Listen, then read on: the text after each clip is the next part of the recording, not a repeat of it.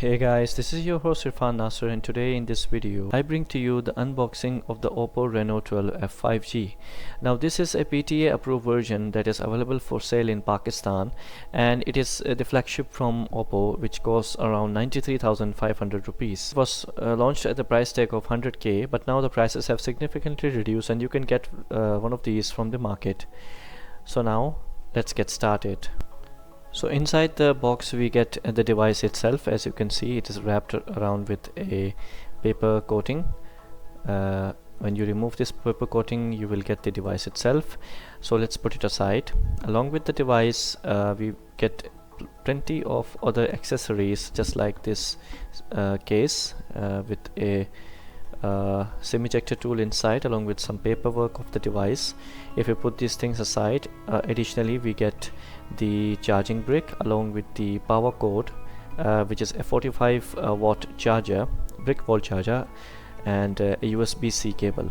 One thing I wanna mention, that I assume that it would have a USB-C to C cable, but it is actually a USB-A to C cable, which is a bad thing for me actually.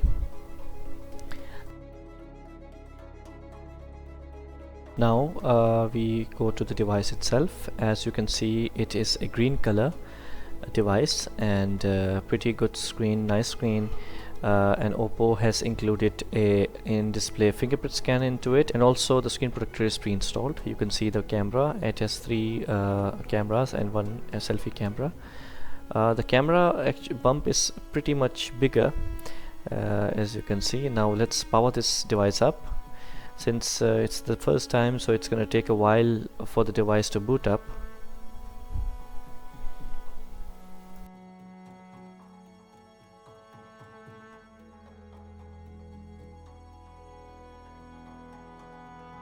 Now after setting up the device, when you click on get started, you're gonna get the home screen of the device.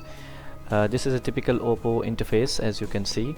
One thing I want to mention, that it is a 120 Hz refresh rate screen, along with 12 GB of RAM and also a 250 GB of onboard storage, which is a UFC 2.2 storage. The device at first looks smooth.